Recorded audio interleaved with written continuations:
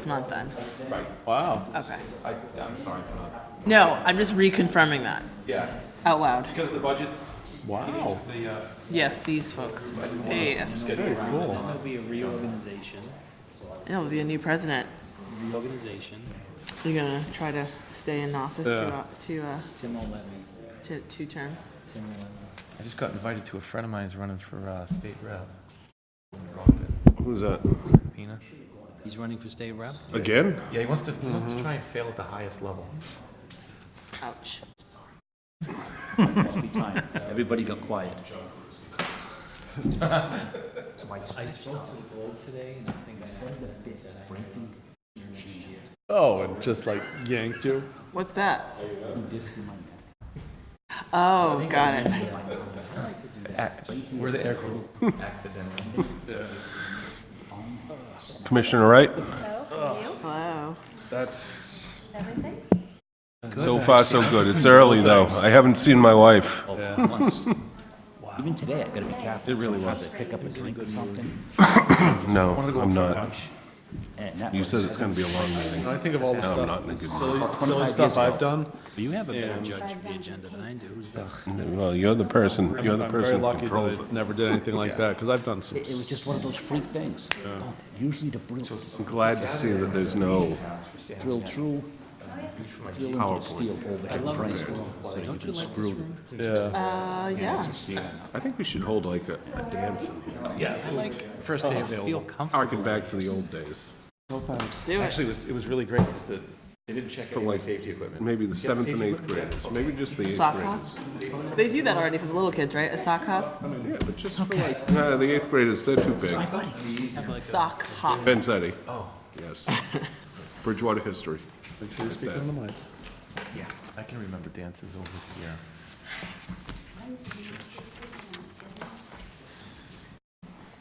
Oh, you got mail? I didn't get one. Well, it's from Wednesday, March 15th. I'm a little late.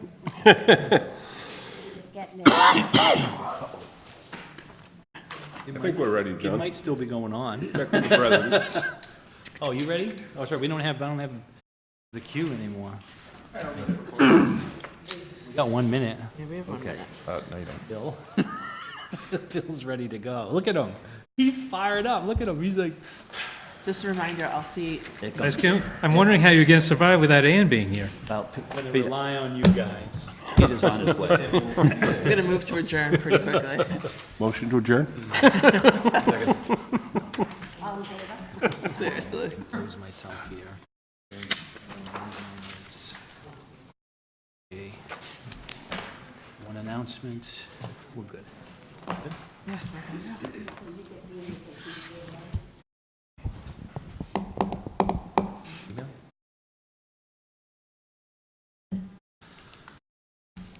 Okay, I'd like to call this meeting of the Bridgewater Town Council to order. Could we please stand for the Pledge of Allegiance?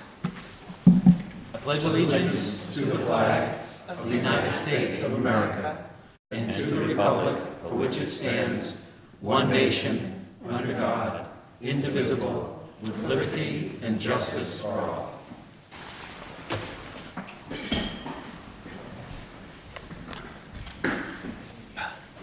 I'd like to make a motion to approve the minutes of March 21st. Second? There's a motion and there's a second to approve the minutes of March 21st. Any discussion? None.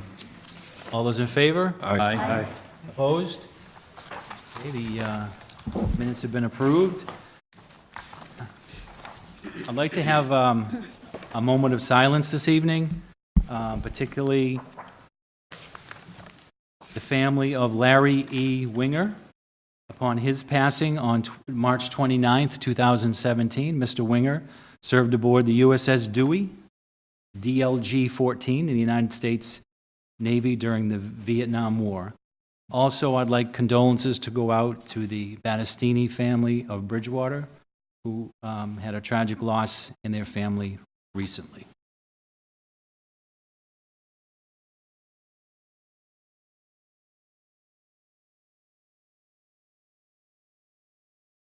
Thank you.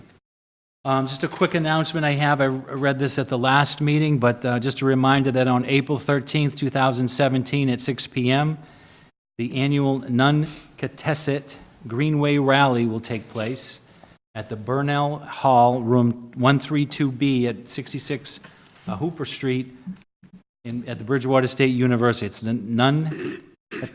I got that right? I think so. Greenway is having their annual Only Green... Kitty Doherty can tell you if you No, said it she's exactly probably- right. Well, she can't watch us live. She can't watch us live, so she can't say anything. Anyway, that's April 13th, 2017, 6 PM at the Burnell Hall, room 132B at Bridgewater State University. The guest speakers will be the BSU student presentations, in addition to our town manager, Michael Dutton, and the Open Space Committee of West Bridgewater. And parking is located in the Burnell parking lot at 66 Hooper Street at Bridgewater State University. That's all the announcements I have this evening. And we'll move on to proclamations in our agenda. We do not have any proclamations this evening. I would now like to open the floor for citizens' open forum. Are there any citizens here this evening that wish to speak during the open forum section of our meeting? Any citizens here wish to speak during the open forum session? Anybody at all? Seeing none, I'll move on to appointments under E. We do not have any appointments this evening. And moving on to hearings. We have 2 hearings this evening. The time being, the president has declared the time 7:35. We have order 2016-029 to procure the services for, this is back, for strategic planning. The Budget and Finance Committee voted 3-0 to return to the full council for discussion. The Finance Committee voted unanimously to approve. This measure has been duly advertised for a public hearing in the Enterprise and on the town's website. Upon conclusion of the public hearing, this measure may be fully ratified. So the president will declare the public hearing open. Is there anybody here that wishes to speak in favor of the public hearing, of the order? Is anybody here that wishes to speak in favor of the order? This is the first one. The private way will be next. I can only say, as a member of the Strategic Planning Committee, that we have been trying to get $15,000 to procure the services of a consultant who we had before us a few weeks ago to explain, to kind of guide us along as to what he can do for us and what we're looking to guide. So this has been floating around the council for a while, so I hope we can act on it tonight. Doesn't mean we're going to spend it tomorrow, but we could certainly act on it tonight. Is there anyone else that wishes to speak in favor of this? Anybody here that wishes to speak in opposition to this order? Anybody at all wishes to speak in opposition? I'll open it up to any further questions from my colleagues regarding this order. Any comments from my colleagues? I'll entertain a motion to close the public hearing. So moved. Second? There's a motion, there's a second to close the public hearing. All those in favor? Aye. I believe that requires a roll call, right? Not closing the hearing, just the Conclude of it, actual, Okay. the actual, Okay, now we're going to be Motion to voting on the approve, motion. motion to approve the order 2016-029. Second? There's a motion, there's a second to approve the order. Any discussion? None. Okay, this does require a roll call vote. Just go around here. ready? Yep. Pick a side. I'm out of my comfort zone. Just don't forget our names. Ann wrote it down for me. Oh, good. Mrs. Wright, Yes. Mr. Columbotus, Yes. Mr. Haley, Yes. Mr. Fitzgibbons, Yes. Mr. Gallagher, Yes. Mrs. Loesch, Yes. Mr. Wood, Yes. Dr. Perry, Yes. Mr. Sousa. Yes. It is unanimous. Very good.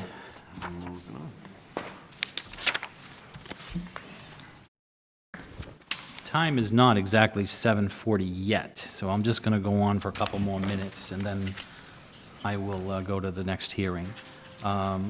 License transactions, we don't have any this evening, and I think the town manager gave us a 2-minute presentation on the budget. Motion to take item L out of order? L. Is there a second? Anything under L? There's nothing in there. That's why I'm doing it. Nothing there. I'll second. Can I second? Did we second it? He seconded it. Second. Second. Any discussion on the motion? No. All those in favor? Aye. We're acting on item L, legislation for action. There isn't anything in our package this evening. Move to take item M out of order? Second? And there's a motion, there's a second, take item M out of order. Any discussion? All those in favor? Aye. Aye. We're acting under item M, old business. There isn't anything under old business this evening. That's how you kill 1 minute anyway. If you'd like to take item, Item- oh, I'm sorry. I'll make a motion to take item K out of order. K. Yeah. Second. There's a motion, there's a second, take item K out of order. Any discussion? All those in favor? Aye. Opposed? So we're acting under item K, committee reports. Are there any committees here this evening that would like to give a brief report? I can fill a minute for you. Sure. So we did have a meeting of the Budget and Finance Committee last night. And what you'll see in a few minutes is the presentation of the budget from the town manager. It's very detailed. If you compare it against previous years, it's even more detailed. It's well-structured. The Munis package is really coming together in terms of reporting and tracking. And you'll see a lot of detail. But we're supposed to be having a meeting with the Finance Committee at the same time. And due to a lack of quorum, they couldn't meet. George Haley was kind enough to sit through most of the presentation so he could at least understand the package and whatnot. There were some, very valid reasons that people couldn't be there. But we are missing 2 people from the Finance Committee. So in my view, when we talk about strategic planning, the budget process for the town of Bridgewater is the most important strategic plan that we can put forward for this town. And yet, we have vacancies on the Finance Committee. One of the vacancies, I believe, is the town council's vacancy. So we need to make an effort to find somebody to fill that empty seat. And the other vacancy, I think, is the town manager's. And so I think we need to make an effort to recruit or at least help for the town manager. Having 2 means that only 7 people are there, and you need 5 to make a quorum. So 3 absences, and they can't meet. They need to meet for transfers. They need to meet for the budget process. We're now deep into the budget process, and they're not going to be able to meet and talk about the most strategic plan that we have on the table. So we need to hit the ground and find some people to fill these seats. Otherwise, we're going to be in trouble going forward. And there's my minute. Thanks. Oh, look, it's 7:40. Is there any other committees that wish to give their report? Not a report, it's more of an update that the Rules and Procedures Committee will be meeting next Tuesday here at 7 o'clock to continue to go through the charter and as well as go through some legislation that needs some additional review. So if you're available, please come down to the Academy Building next Tuesday at 7 p.m. Any other committees? Seeing none, we're going to move, the time is now 7:40. We have a public hearing. I'll open the public hearing on Order 0-2017-008, laying out and accepting a private way, Hartswood Way and Doe Brook Way. Circle. A circle, that's right, not everything's a way. Doe Brook Circle. Upon favorable recommendations from all required departments, the town council voted on January 24th, 2017, their intent to take the way and referred the matter to the Planning Board and Community and Economic Development Committees. The Planning Board and Community and Economic Development Committee each voted unanimously to recommend acceptance. This measure has been duly advertised in the Enterprise and on the town's website for a public hearing, and abutters have been notified, were mailed certified return receipt. This measure may be fully considered upon conclusion of the public hearing. I'll entertain any, so the public hearing is now open. I'll entertain some general questions from the public, if there are any, regarding this. And if anybody is here to speak in favor of this order. Anybody here wishes to do, all I could ask you to do is you can come up to the podium and just speak into the microphone, identify yourself by name and address for the record.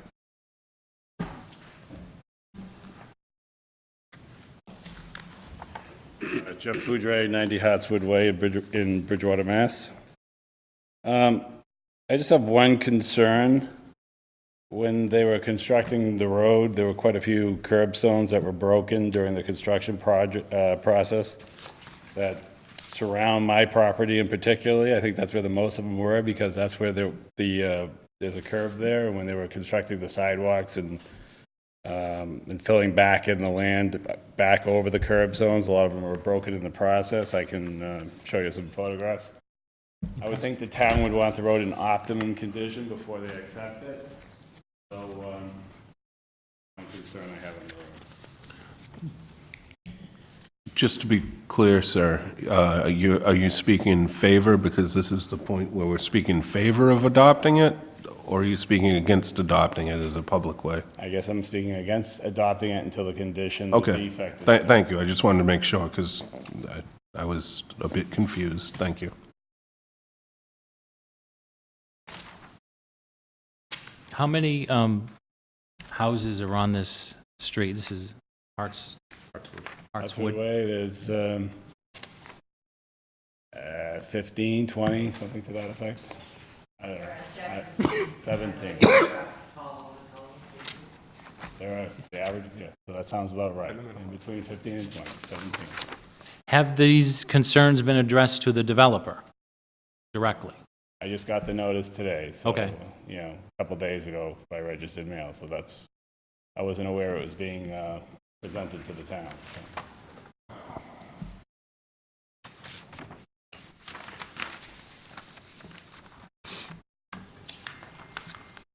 Is there any, you have anything else? Any other comments? That's my only comment, that's my only concern.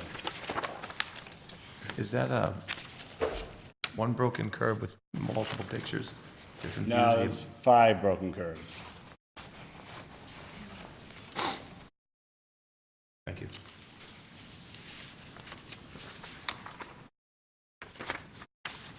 Anything else? That's it. Is there anybody else here tonight that wishes to speak in favor of accepting this way? Anybody else here wishes to speak in favor of this? Is there anybody here that wishes to speak in opposition to accepting this way? Anybody here wishes to speak, anyone else that wishes to speak in opposition of this way? Seeing none, I'll entertain a discussion or questions from my colleagues on the council regarding the accepting of this private way, these private ways.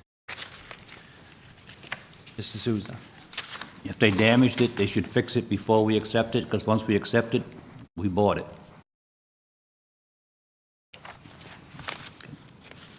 Mr. Columbotus? Wonder if an alternative to that is to withhold some of the bond money that's still outstanding. So we could accept it and withhold some money Back to Dennis, I guess. until it's fixed. I don't know if that's plausible. Do we have an estimate as to how much, well, how much is that? Paula Latola's letter indicates, well, her letter of November 10th indicates that there was, at that time, $32,304 bond money outstanding after that $10,200 was returned. So do we know how much bond money is being withheld at this point? I don't know how much is being withheld at this point. Do we know how much would cover the replacement of those 5 curbstones? Off the top of my head, I wouldn't want to guess. But if the council so choose, we could, you could require that the appropriate amount be withheld, and we could calculate that. According to Mr. Ledoux's Yeah. judgment? I would make that motion that we Second it if we ask can. Mr. Ledoux to withhold a certain amount, whatever amount of bond money is necessary to guarantee completion of that work. What I would ask you to do is hold that thought, because we have, once we close the public hearing, there are two motions. And we can amend the motion to add your language into Okay. one of them. So I don't think right now is the time to Okay. make any motions. So that's or- a thought. All right, so just keep that and Yeah. write it down. so I you- got it. Okay, So- yes. Go ahead, all right. Are we still in council comments? Yes, still. Okay. I see an email here from Mr. Ledoux saying, "I'm recommending the Cherry Woods development request be put before the town council for acceptance as a town way. All conditions and inspections have been completed. Final as-built has been received and reviewed. However, the remaining road bond monies of $42,504 are being held until the expansion and completion of the Oldfield Estates proposed drainage basin has been inspected and functioning as the Cherrywood development drains into this structure." So I'm a bit confused if the curbs that we've been presented with are a problem. The highway superintendent did not feel he needed to address him address them in the email he wrote, and we're holding all of the remaining bond monies until the completion of another phase of the project. So I don't know if we need to have any other amendments or whatnot. Let's just go ahead and accept it, and if for some reason his opinion changes from Tuesday, January 3rd at 9:01 a.m., I'm sure, that there's a process to go through for that. So I'm in favor of just, moving on, closing the hearing, and approving the road, and letting the highway superintendent do his job. Go ahead, Ms. Loesch. Do you want to have, I don't know if it's too late. Did you have something that you wanted to add? No, just with the confusion of the money, but Okay, now you've covered it. okay. Okay. Mr. Columbotus? I'm still unclear how much is out being withheld. Is it still 42,504, or is it just 32? No, you have 42. 42. But presumably that much would be needed to tend to the drainage basin. So there might not be any leverage. So withholding bond money is basically leverage to guarantee that work's done. And I would suggest that perhaps Mr. Ledoux is not completely infallible and perhaps missed these 5 broken curbstones in his inspection. That's certainly within your right. I know they're short-staffed over there at the highway department, so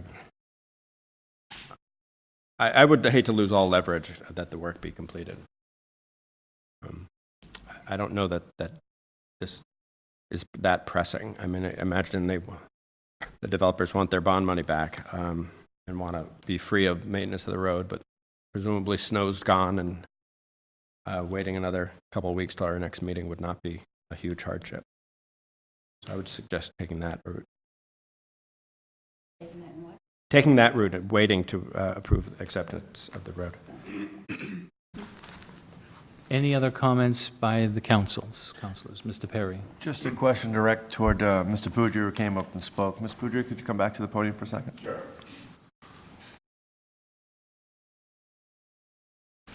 So are those the only broken ones that you've seen in your neighborhood, or is that just the ones nearest to your property? Have you looked around the rest of I the... actually went around the whole neighborhood and looked, and those seem to be the majority of where they are. There could be an additional one, but And when were these photos taken, and how long roughly do you think they've been broken? they were broken when they installed when they started installing backfilling the curb stones after the road was paved. They got broken Okay. in the process. Okay. And when they were paving the sidewalks that got broken. So they were broken in the construction progress. So this was back prior to this winter, going back to when it was developed? Well, I don't know. I think they finished the road in the summertime, so I suspected it was around the summertime. Okay, so not during the winter time itself? Just in No, case they- it was no, broken they're not- during no. They a were plow of broken- some They were sort? broken during the process of the construction progress, because when I come home and I look and I see something's broken and I know where they're working, Yeah, I know how they were broken. They were broken during the process of construction. okay. So, Just wanted clarification on that, thank you. so they were never proper from when the street was when the street was reviewed. They were broken at that point in time. So I did expect that they were going to get accepted sometime. I didn't expect that to come down tonight because I had eye surgery, so, but they haven't been fixed. And if it's accepted, I don't expect them to be fixed because the town doesn't have the money to fix them. So I would prefer to see the defect cured now before the town accepts it, or make it a condition of acceptance. Thank you very much, appreciate that info. Ms. Wright? Yeah, I think I'd like to hear from Mr. Dutton and, which way he would do this. Not necessarily, but, where do we stand as far, I wish Attorney Gilday was here. I think you certainly have the option to condition a vote if you so choose, and the President's right, you've got two different motions, so it could attach to the second motion. The amount of bond money left is $42,500 approximately, and there will be a request to release $10,000 of it when Silva Engineering is finished with its placing of monuments and so forth. So there is a fair amount of bond money there right now, so you can certainly do one of several things. You can postpone a vote. Your hearing is on the schedule for tonight. You can postpone a vote to your next meeting, which will allow us to get more information together. You could certainly vote to condition the release of, or vote to condition the release of bond money, and no release of bond money until that particular issue has been resolved. Or you could simply vote, and we could go back and have a discussion with the developer. Mr. Ledoux could go back and have a discussion with the developer on fixing the problems. Mr. Wood? When we get to the vote, I'm inclined to think that we should postpone it for a couple weeks. I don't think it's going to create that much of a hardship on the developer or the family involved, and it'll give the town a bit of a chance to take a second look at that curbstone, see if there's a remedy needed, or if there's no remedy and money needed, and give better advice to council. Anything else from the councilors?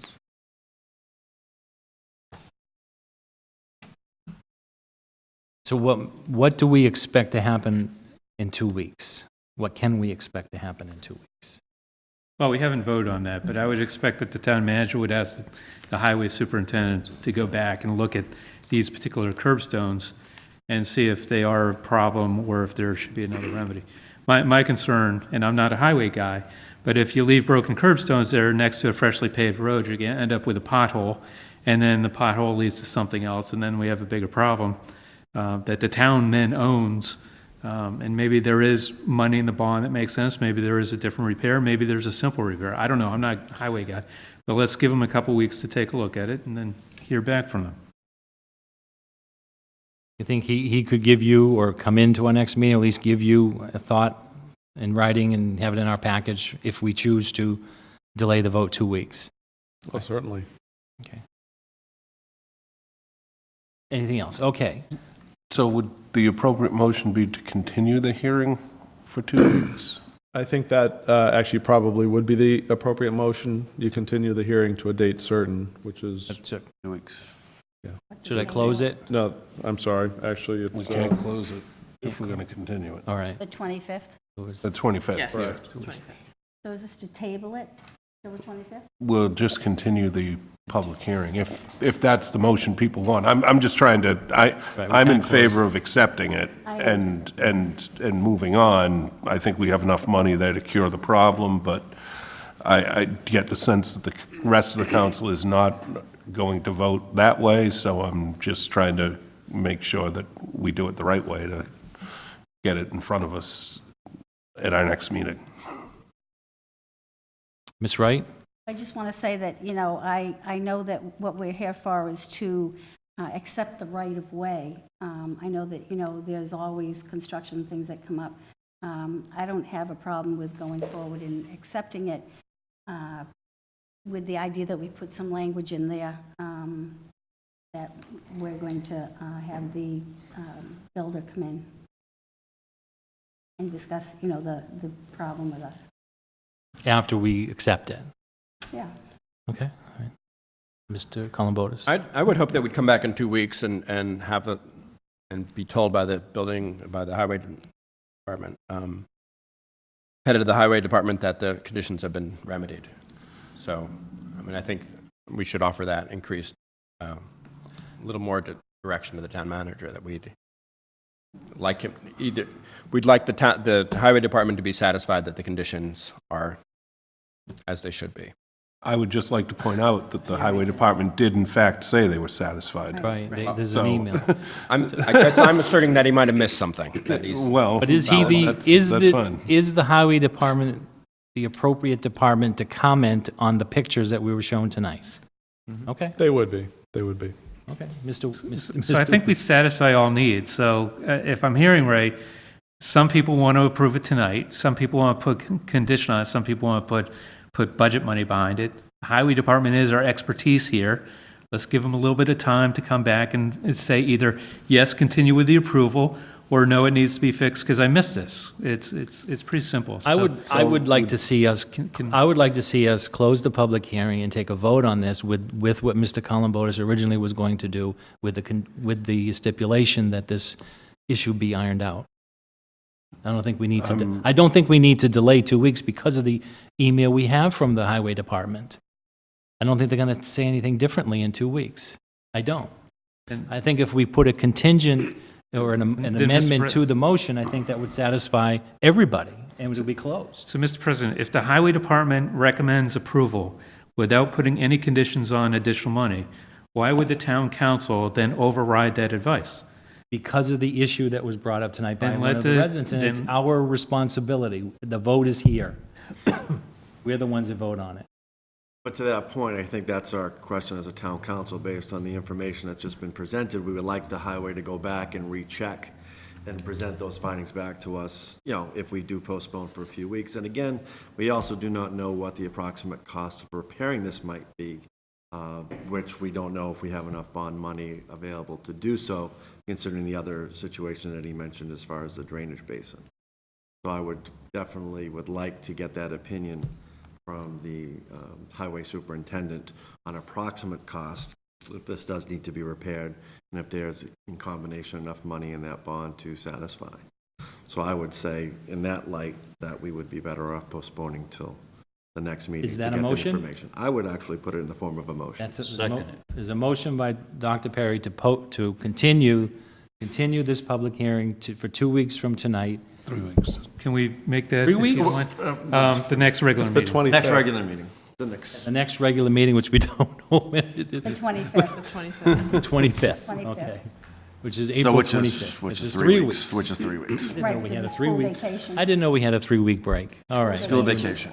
All And right, so again, there's a motion to continue the public hearing till April 25th, 3 weeks from tonight, and there's a second by Mr. Souza. This is just a voice vote, right? Correct. All those in favor? Aye. Opposed? No. 8 in favor, 1 against. So we will continue this public hearing 3 weeks from tonight with a clarification from the Highway Department as to the issues brought up this evening. I hate to beat a dead horse. We want either confirmation that the roadway is in acceptable condition, or if it's not, that the highway department should work with the developer to have it remedied. And that presumably, That's. Well, I think that's we're the job. focusing on the issue that the gentleman brought to us tonight. Right. We want to make sure, I don't want this to turn into a, you know, a we A want, to Z we want the inspection. highway We've already department to be done that. satisfied the conditions are right, and if they're not. We have that, but we just don't have him specifically commenting on the citizen's concern. And that's what we want, I think. Okay. Was that the budget? Was that the budget? No. That was, That was it. was that the budget? That was it. Do I need to close? I can't close. No, you can't close the hearing. Okay. All right, so that's set for 3 weeks from tonight. Moving on to presentations. There's a misspelling in my thing. It's not the tow manager, it's the town manager. Tow manager? I feel like a tow manager. Town manager's FY18 budget presentation. I will refer to the town manager. Thank you, Mr. President. I will just say a few things, and then I'll ask Tony to give a little bit of a higher-level view or a little quicker view than our presentation than we did with Budget and Finance Committee last night. So it's not, you won't get a very terribly detailed presentation at this point. Obviously, all the numbers and the backup and all will be available to you soon, but I just wanted to sort of give you a broader overview. So first of all, I would like to thank Tony and Kim Williams. They worked very hard to get to a balanced budget. We moved a little bit further towards the process that's called for in the town charter. We have balanced the budget with very active department and school district support and involvement. And I think that's a little different than we've done things in the past. So we've done sort of fewer presentations along the way with FinCom and Budget and Finance. And I think we've sort of professionalized the process a little more, which is ultimately the objective from my point of view. So certainly my thanks go out to the department heads, all of whom have appreciated the inclusive and comprehensive and sort of joint nature that we brought to this process. And as I say, most of it's been done internally, so it is the town manager's budget, and that's what you are getting this evening.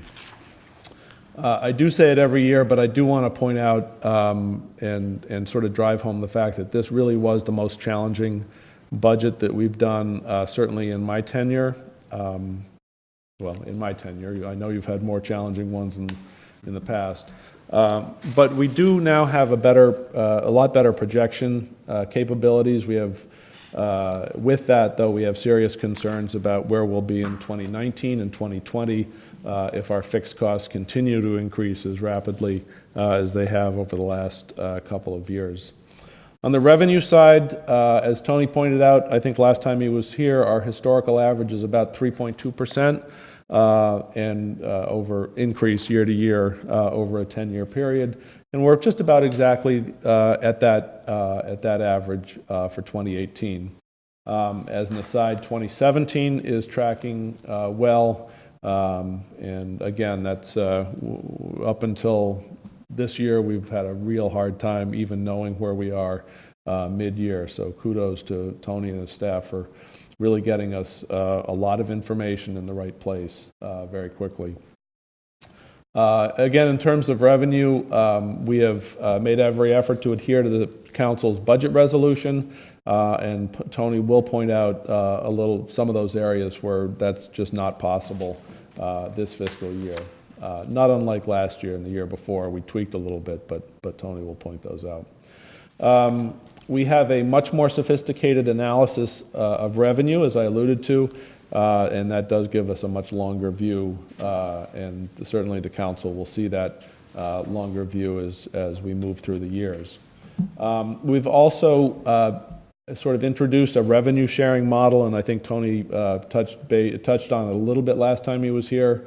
But with the BR school district specifically, obviously they give us an assessment, and we meet that assessment in our budget. So we, combined with the amount of contact we've had throughout the year, and the additional information that we can do on a revenue projection side, we've really begun to create a revenue sharing model that Tony can talk about a little more eloquently than I can. On the expense side, we've set out a number of goals at the beginning of the current year. Obviously, a balanced 2018 budget, so that's what is being presented this evening. No layoffs or substantial reduction in hours for current employees, that's presented this evening. Ensuring that all employees are on the compensation matrix, again, that's presented this evening. We have added one maintenance position to begin to tackle, as we've talked about quite a bit, to tackle the long neglected town buildings. That is presented in this budget. We've added one person to highway. We were hoping to add three, but that's not feasible. We have increased hours for the animal control officer, which was something that we've been talking about for at least the last year and a half to 2 years. Also on my goals was a part-time position to assist Parks and Rec to care for and maintain town parklands.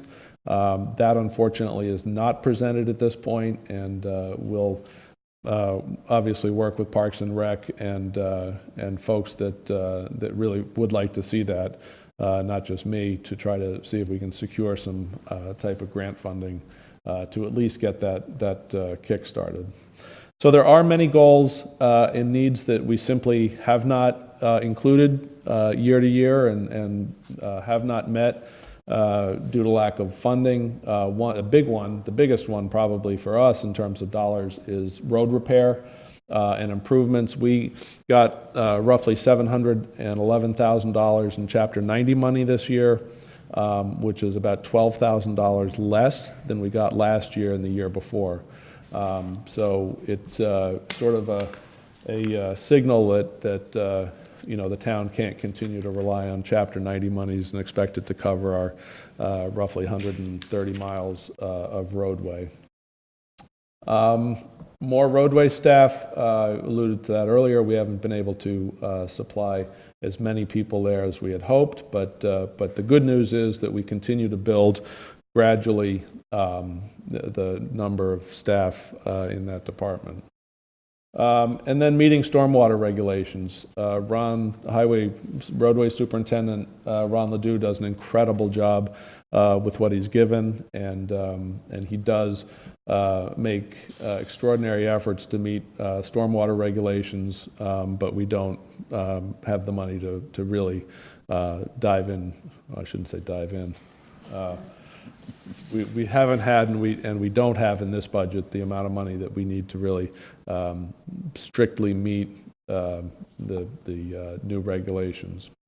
So obviously, I've said I'm concerned about dramatic increases that could be coming in our fixed costs. Obviously, health insurance this year, it's a dramatic increase, and who knows what's going to happen in years out. Also retirement, more so next year we're anticipating a sizable increase in an assessment, and then years out as well on that one. So just to wrap it up, my little piece, this time of year I go and I start to compare ourselves to other towns, cities and towns, and I try to find people sort of in our peer group, although we have no peers, and I know that. But we do provide, Bridgewater provides core municipal services. We're not fancy. We don't offer a lot of services. It's pretty much just public safety, roads, education, and we stick to that, and that's absolutely fine. And we do that with very, very lean budgets. But I did sort of look at this at a 30,000-foot level, and I realized that on a per capita basis, we spend about $2,000 a year. That's about what our general operating budget is, about $2,000 a year. Most towns in what I guess arguably is our peer group are in the $3,000 to $4,000 range every year.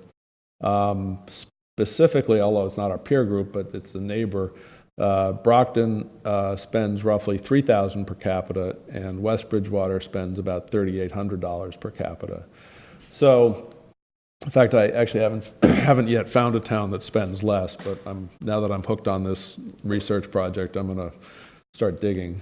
And I certainly give you those numbers, and on the one hand, I think it's sort of a testament to the efficiency and hard work of our employees, but it also is a little bit of a red flag that tells us that we're missing,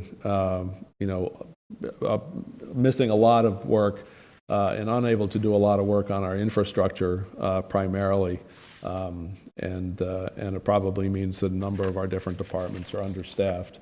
But again, that's not a complaint. I think that's more just a red flag that at some point we're going to really have to dig in and figure out how much it's going to cost us to truly maintain the roads in a consistent state, and really identify exactly what services we should be providing and how much those services should cost. So with that happy end, I will turn it over to Tony, who can give you a general overview and get into a little bit of the details on revenues and some of the cost drivers. Mr. President, Yes. could I ask the town manager a question about his presentation before we go over to the finance director? Sure. Brockton spends 3,000 plus per capita, you say. How much is generated from the tax base of Brockton versus state aid to Brockton? I would guess that a far greater percentage comes from state aid than comparable state aid to us per capita. Okay, all right, thank you. I don't know the That's exact what number. I thought. I mean, I'm just thinking out loud here. And secondly, West Bridgewater spends $3,800 per capita. What's the percentage of commercial tax base in West Bridgewater compared to Bridgewater? Could you tell me that? I can't give you the exact percentage, but West Bridgewater has a much higher percentage of So would that commercial drive tax that base. number as well?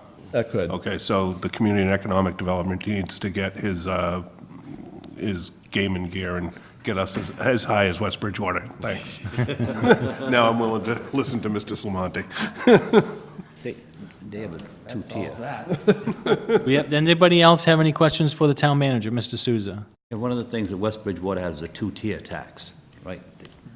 Residential is one tax and the business and all is a second tax. We have just a straight one fee, one tax. You can do that when you have a tax base as big as West Well, Bridgewater. I'm just saying that makes a difference too. But keep in mind, I'm just, this is something I just happened to be looking at today as I was preparing for this, and it's probably not a 30,000-foot level. I'm probably way up at a 60,000-foot level. So it's really just taking the total general fund and dividing it by the number of residents, according to the census. Go ahead. Ready to go? Ready to go. I want to thank the Finance and Budget Subcommittee last night. I thought we had a good discussion. We went into the detail, quite extensive detail, which is really part of what the process has looked like this entire year, as Michael alluded to, with the department heads and the school. And I will give you the bottom line figures and then give you a little bit of what's driving the net change on the budgetary side. So in FY17, your total operating budget, net of your cherry sheet offsets, which are your state, your county assessments, and your local assessments. It was $51,084,347. The FY18 is $53,096,701, or an increase of $2,012,354. And that's the increase that Michael has presented to you this evening, which is in fact a balanced budget. Within the general fund, non-educational portion of the budget, we saw a $491,400 increase in steps and COLAs, cost of living adjustments, particularly in the police and fire which is about 65% of the overall steps and COLA adjustments that occurred in FY 18, or will occur in FY 18. We do have some funds that we had budgeted last year that haven't been allocated across those departments where we have settled contracts. So the numbers are a little skewed. In the future, we won't have that as hopefully an issue as we settle the contracts sooner. So it's important to note that that increase in the contractual steps and the COLA represents 24% of the total change of that $2,012,000. And we move down to staffing. Mr. Dutton spoke to the areas where additional staffing was added. About 70.7% of the additional staffing came in the areas that Michael referred to. There was also some part-time help in the IT budget, less than, I think, around 14 hours a week, 14 to 17 hours a week. The total increase cost related to staffing is $309,441, which is about 15% of the $2,012,354. On the expense side, we actually had a net decrease of about $76,000, or a negative 0.04%, mostly driven by the reduction in debt service expense, our general liability insurance policy, and we were able to recognize the a pretty hefty savings in the gas and oil expense line that is in the general fund. We looked at historical expenditures over the last 2 or 3 years and felt we could make a significant reduction in that area. So that as I said, the expenses actually reduced by $75,626. We move over to the total educational assessments, including the Bridgewater Regional School District, Norfolk, Bristol County Agricultural, and so forth. That increased $822,518, which represents 41% of the $2,012,354.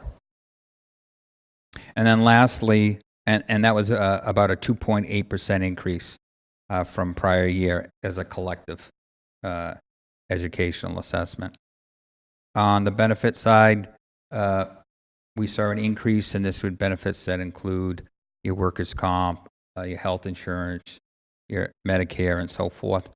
We saw an increase of $468,284, which represents 23% of the $2,012,354.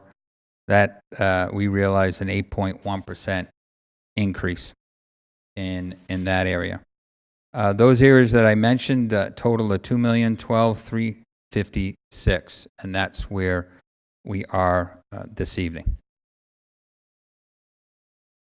On the revenue side of things, I think Michael alluded to this, and I think it's really important that we put in place a methodology to look at what revenue we have to share. And this would be something we do at the start of the budget process each year.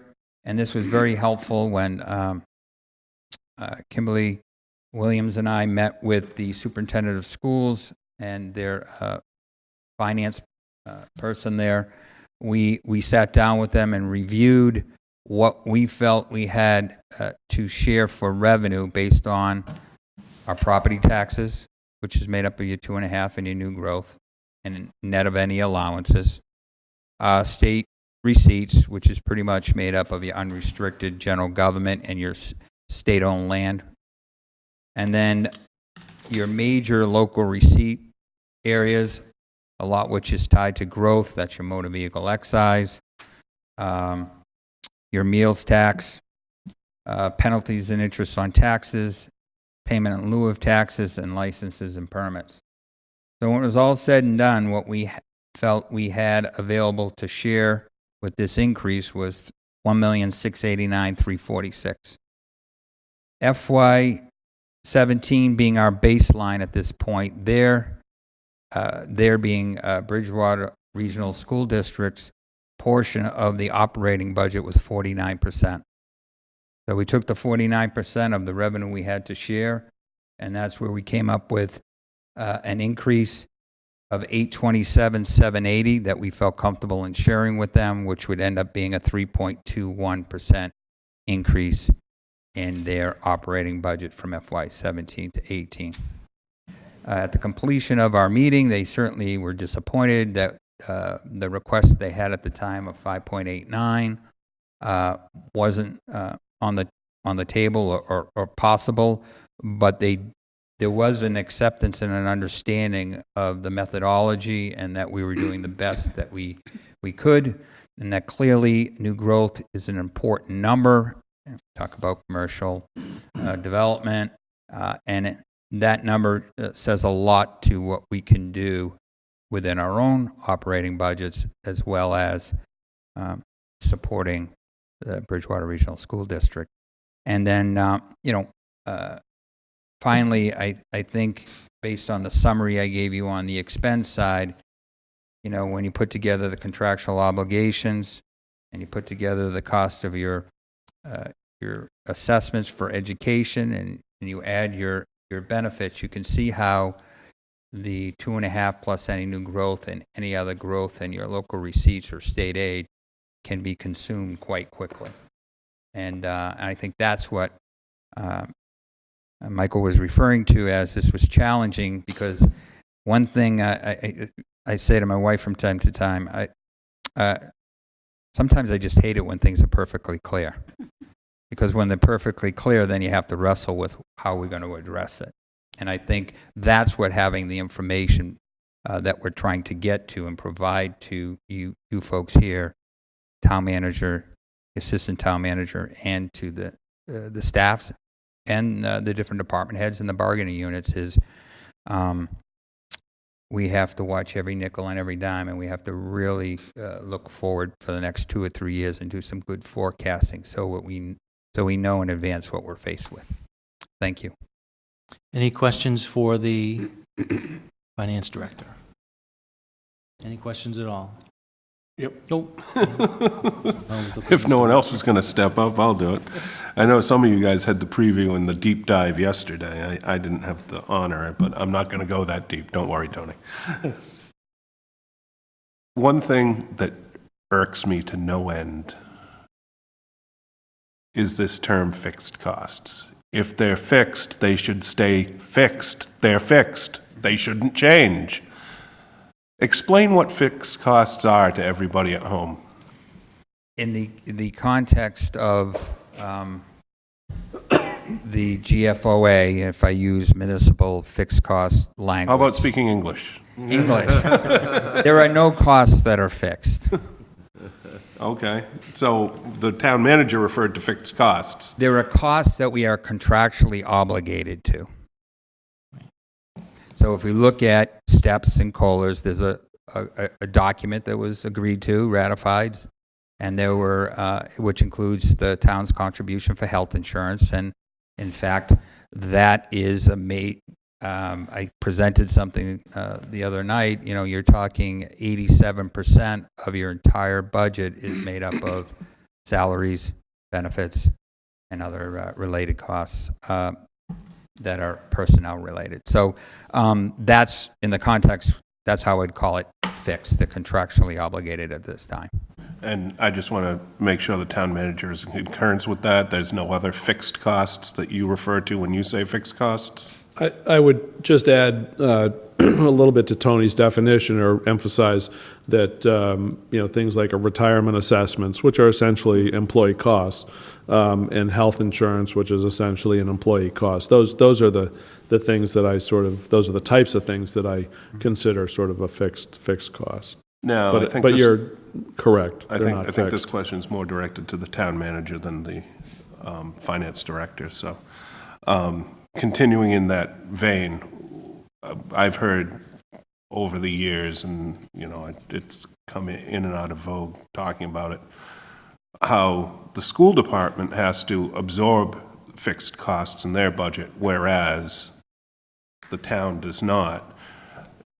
I understand that the way you've explained it, when it's applied to a department level, that the police department doesn't have to absorb the retirement because it's in a different account.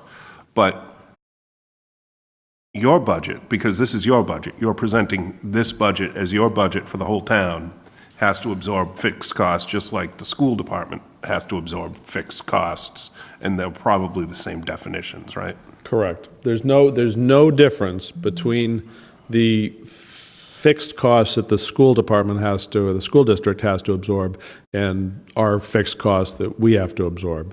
I think there is a misconception there, and I think the misconception is that for some reason, you know, they look at, I think there's some people that look at departments and say, okay, you know, that department, you're not budgeting, you don't have to budget for the retirement assessment, you don't have to budget for the health insurance. And it may be true for that department, but certainly the town has to budget that, and it's a very significant expense. So the town budget accounts for those fixed expenses, just the same as the school budget would account for those similar fixed expenses. And before I get off of the difference between the town and the school, if any, because I'm not quite sure there is, I do want to just call out the Bridgewater Rainham superintendent and the Bridgewater Rainham School Committee, all 4 members from Bridgewater, all 4 members from Rainham, for being great partners in the budget process. And they're certainly working with both towns as hard as they can. And everything I've heard has been tremendous. As the finance director said, sometimes you can't share great news with your partners, but they're partners and they're working with you. And that's to me a really important message to come out of this, that we're all on the same page. We all get it. We're all trying to do the right thing for the school and the town, and everyone gets it. And I appreciate the Bridgewater Rainham superintendent's leadership in that role. So I'm just going to say that. Then I have a last question for the finance director. And I'm rounding numbers, so you'll have to forgive me on this, but essentially, our top line grows 3% a year, right? 3.2, 3.12, whatever the number you gave me, it's 3.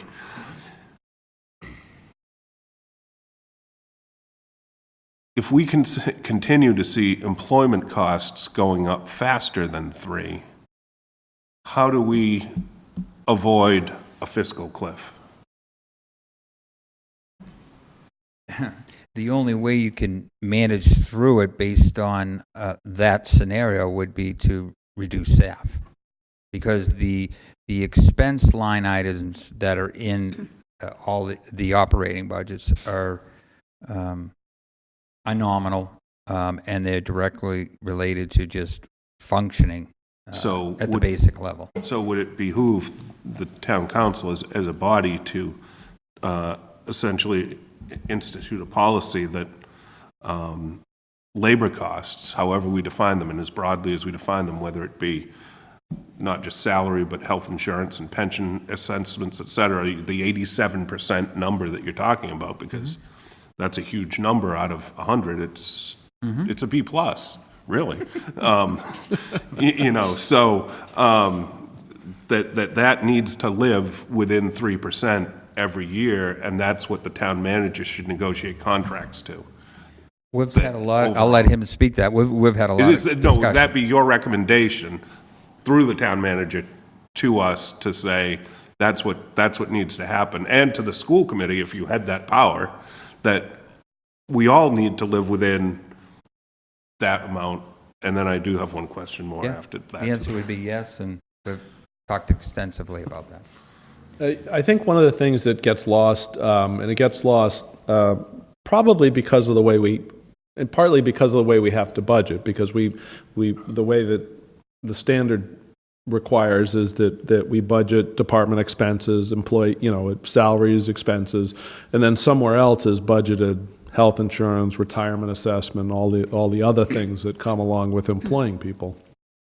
But one of the things that we need to do is make sure that employees understand that, salary is only a portion of their total compensation. So they get a salary, but they also get, for those that use it, they get health insurance, and the town offsets that by 75 to 80%, depending on the employee and their bargaining unit and so forth.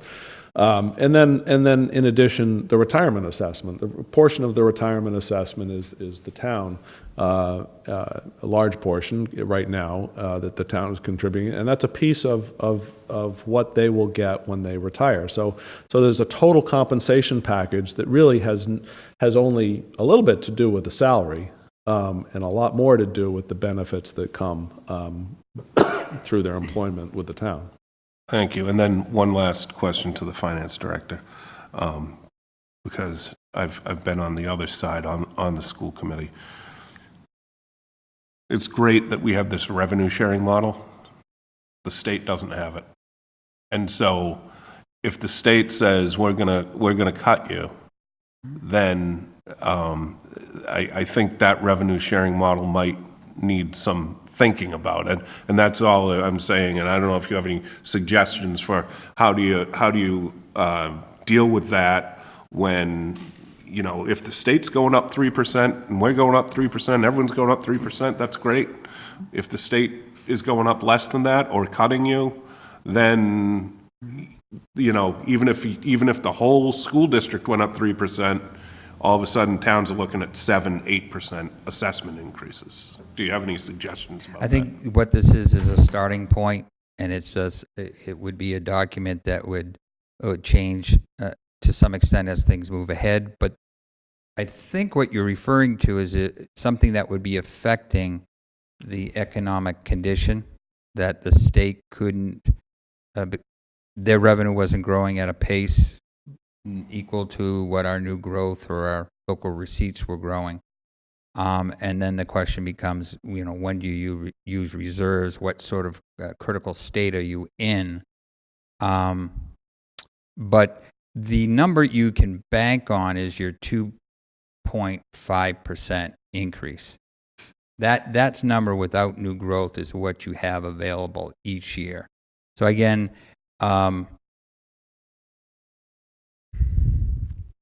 it's going to be a collective discussion.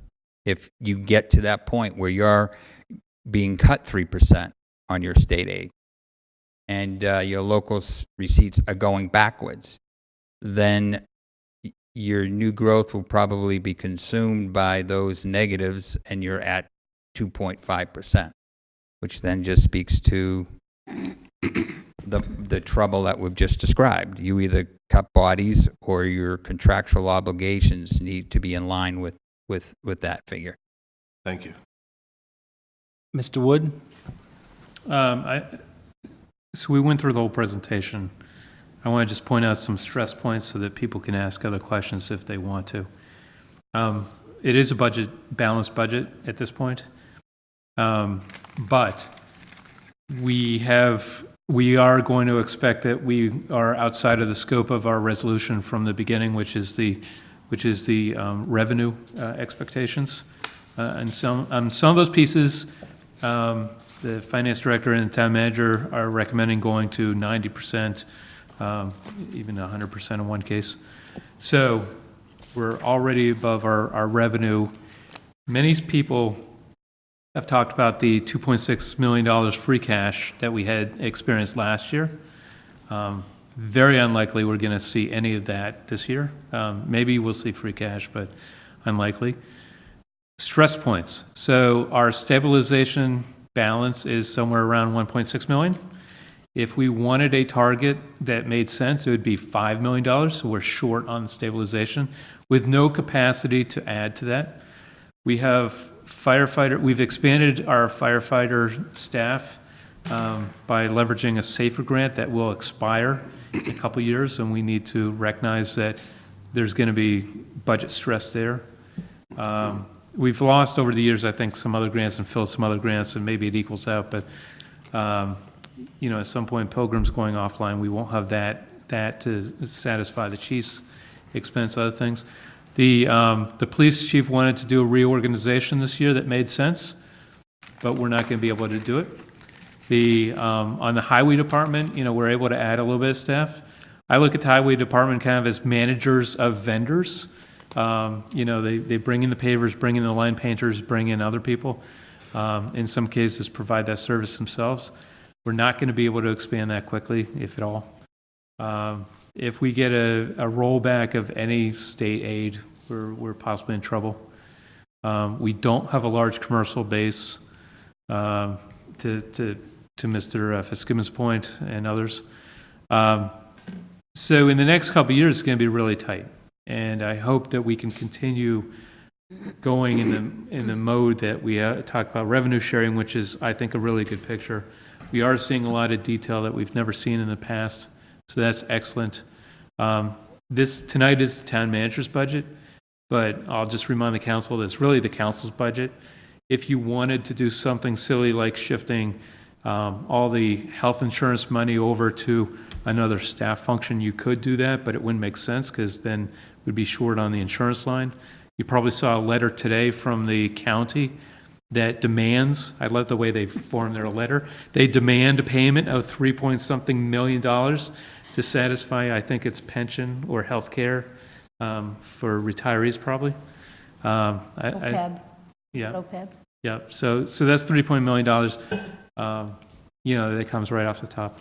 So a lot of stress points, and I can't see that we're, even with new growth, and Councilor Columbatis and I had a discussion 3, 4, 5 years ago about growth and what it means to put $1 of tax money from a new house into the budget, because there's expenses that go with that. We disagree on the amount of expenses, but we both agree that there are expenses with that, both in school, public safety, everything else. So when you look at this budget, we have to think of creative ways to manage the money going forward. So I present those to allow anyone to ask other questions. Like we haven't talked about the golf course at all. Go ahead. Thanks. Mr. Perry? Thank you. So just to go back to the finance director, on the numbers you said, so originally the school was looking for 5.89%. Was the number down to 3.21 or 2.8% that it was going to be the number? And so we presented this evening, we were at that figure about 2.8. Okay. But to balance the budget after last Friday, we're up to the 3.21, and then we were going to communicate to them that we had some additional funds that would be available to them. So it's going to be in that 3.21. That's correct. Okay, thank you. I had another follow-up question in regards to certainly prognosticating the health insurance expense for, you know, FY18 now, which is, you know, a ways away, and with the uncertainty of what's going on nationally with healthcare, how are we coming to a approximate number on what that cost is going to be with that type of uncertainty right now nationally with Obamacare and all that? How are we calculating that number? Because I think we could obviously be shocked depending on how things go in the near future, and it obviously could seriously change a potential budget in that line item. Clearly, our view is probably a little narrow and somewhat short-sighted at this very moment, but we're with Municipal Mayflower Health Group, and they set the rates, and we're in that particular pool, and they have had some issues themselves in how they were determining what they had to use for reserves or not use for reserves.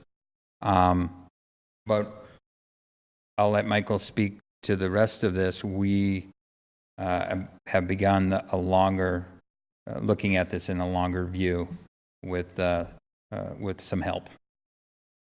I mean, certainly you can go over the last, 4 or 5 years and look at, try to establish a trend, which, really in healthcare doesn't get you very far because it's very fickle. Mm-hmm.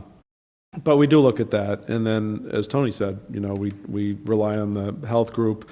to give us some information so that we can sort of budget more long-term. They're not, quite frankly, I don't think they're in any much better position to establish, an idea about what the rates will be in 2019 than we are. So I think it's, It's a guess at this point. we'll poll any doctors in the room and see what they say. Thank you. That's all. Anything else? Anything else? I just have just a couple comments, and I brought my binder material with me tonight, but not the binder, because I didn't really need. But will one of these be available for all council members? We'll make all that available, yes. I would encourage all the counselors who didn't get one of these last night, that's 6 of you in this room, to get it, because I think it's probably the most detailed budget we have seen in a long time with the new accounting system that we have. The devil... Ever since Dennis Gallagher was chairman of the advisory board. In a long time, like I said, since 2001. But as they say, the devil is in the details, and we heard the bullet points tonight, but the details are in the budget. I would encourage all my colleagues to get a copy of it. We have 3 weeks. I don't even know if we'll discuss this in 3 weeks. I think the time frame right now is to vote this in the first meeting in May, not in 3 weeks. So we have a month. We don't even have to do it at the first meeting in May. It can be done the second meeting in May, but there's plenty of time to look at this. And I know there are an awful lot of documents that come before us that we review. There are a lot of documents that are prepared in our committees that come before us to review that are very, very important. But I would say this is the most important one that we need to review as a council and have the same discussion, if not more discussion, about it when it comes back to us with recommendations from the Budget and Finance Committee. Mr. Columbotus? So the town manager has that in his office. So after We'll this get it. meeting, we can, before we leave this building? We'll email it. Yeah, Is there a hard copy for each of us, or is that, I'm unclear? No. No, we made hard copies for Budget and Finance Committee, but we can email you, I think, can we do that? Yes, we'll create a packet of documents, we'll have those emailed out to you tomorrow. Right. Okay. Or you can get You're gonna have We can Dennis's Dennis binder, for his because he's not using it. nice color-coded sections. It's pretty good. That costs. Pretty good. multicolor. It's pricey. That's why we only made 3. Well, there were 6 members of the Finance Committee that didn't get one last night, so they must be available. Plus the 2 vacancies that we have. Anyway, I appreciate the presentation. It was, last night was the most detailed I've heard in a long time, and I have some questions and concerns as we move forward, but I think it's a good document. A lot of work. It's evident that a ton of work went into this document and a lot of hard decisions. Pass that on to my staff. Yes. Yeah, just one last point, Mr. Why President. not? You have to get the last word. No, it's just that you make an excellent point. A week ago, we were $1.4 million or so as a gap, right? So in a week, they were able to figure out how to close $1.4 million gap. Yeah. Okay, Good point. Good point. So if you can find $200,000 a day for the rest of the fiscal year, we'll have free cash. Okay, great, thanks. Okay. Moving on, thank you, guys. Moving on to our budget, to our agenda, we have we did the town manager's budget, the town manager's report. Do you have one of those too? I do. It's very quick. It's very quick. We've been, as you can tell, consumed with a bunch of things over the last week or two. But I did want to bring to the council's attention that there is a public meeting coming up on South Coast Rail. And I think your council clerk probably forwarded you notification if you didn't get it prior. But Mass DOT and the MBTA invite you to a public meeting on the South Coast Rail notice of project change The meeting is Thursday, April 13th at 6:30 PM at the University of Massachusetts School of Law in Dartmouth. It's 333 Fons Corner Road for anybody that's going to Google it and get there. And the notice of project change that Mass DOT filed in the middle of March was to adopt a phased approach to to provide early service, essentially years before they had projected. But Phase 1 would provide early service to New Bedford, from New Bedford, Fall River, and Taunton to Boston by building out this southern triangle, what's commonly referred to as the southern triangle, between those cities, and then using the Middleborough secondary line, which cuts west to east into Middleborough, and then coming up the Middleborough-Lakeville commuter rail line, which obviously goes to Bridgewater. So that's their notice of project change, upon which they're having a public meeting on April 13th at 6:30, University of Massachusetts School of Law. So I just wanted to make you aware of that. Once we have more knowledge, certainly I can write any public or any written comments that either the council wants to submit or concerns that we have internally. So just let me know if you'd like me to draft something in that regard on your behalf. Good news on the cable front. Comcast, you may have noticed, has been around last week, installing all the critical infrastructure that we need to improve the picture quality and the sound, and also provide the linkages that we need in order to, again, be broadcasting live from this space. So that is good news. The ongoing EPA and DEP discussions or negotiations that we've been having, I believe, are coming to an end regarding our wastewater discharge permit.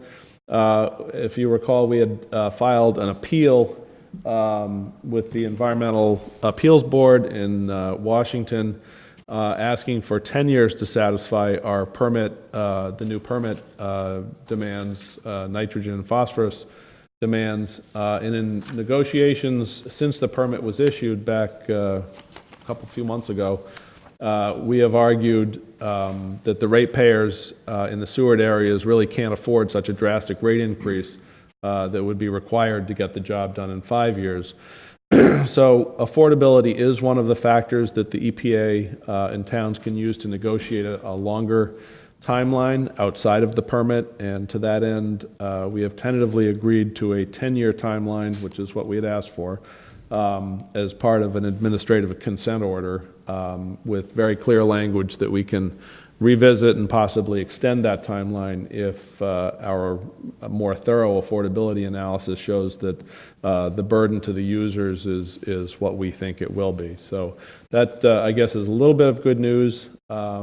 It's been actually very interesting process and challenging process, as EPA is pretty rigid in their approach to wastewater discharge permits. But I think by the end of this week, we will have sorted out and signed what we need to sign to at least extend our permit, or at least not extend the permit, but extend the time with which we have to meet the discharge requirements. We did have a site visit. Mass Housing conducted a site visit on the Claremont property to review the eligibility of that property for 340B units, as I had mentioned, I think, last meeting. The site visit was incredibly uneventful, and I imagine that we will draw up some correspondence to Mass Housing outlining any concerns that we have about that particular proposal, but based on the fact that that property already houses a fairly large and similar affordable housing complex, I don't think that Mass Housing will have any problem issuing the eligibility letter. So once we get the eligibility letter, or once the applicant does, they can then file with the ZBA, and then at that point, the process starts. And again, that process is well underway with Duxboro, the Duxboro 40B development off of Curve Street. And I just want to remind folks that that hearing resumes on Wednesday, the 12th, April 12th, at 7:30 right in this room. So that is what I have for now. Any questions for the town manager this evening? Any questions at all? Moving on, we have for discussion tonight a review of the Northeastern University Economic Development Self-Assessment Tool. What are the next steps? And I'll refer to my colleague, Councilor Columbotus. Thank you, Mr. President. I'm kind of disappointed that we haven't done more with this study. This is a study commission. I believe BSU paid for it, paid $7,000 on our behalf, and it's out of the Northeastern University. What is the name of the full institute? It's the Dukakis Center for Northeastern Urban and Regional University Policy. School of Public Policy and Urban Affairs, Dukakis Center for Urban and Regional Policy. And they help towns with these economic development self-assessments where they went through a process where they worked with the town departments, the town manager, to look at different factors that seem to have a tremendous influence on where private firms choose to locate. And we came up short on a lot of factors, and I just printed out kind of the summary pages of the study, and there's some very clear recommendations as to how the town might be more competitive in fostering economic development. And so this has been sitting on the shelf for 2.5 years. I'm not sure we've done enough with it, that we've paid enough attention to it, implemented it, and even been aware of its existence. So I just wanted to bring it out, introduce it to perhaps the new counselors who weren't familiar with it, and ask how we might take advantage of it. And I know this could be a bigger discussion, but I just wanted to start the discussion. And one important point is that the assessment pointed out that a very conspicuous, a very conscious economic development strategy really is kind of the first step towards improving our competitiveness. And so that, I guess we're making progress in that we're, both the town manager and the council committee is looking at creating a strategic plan for the future. So we are making progress on that. I guess I just want some feedback and foster a little discussion as to how we might use this,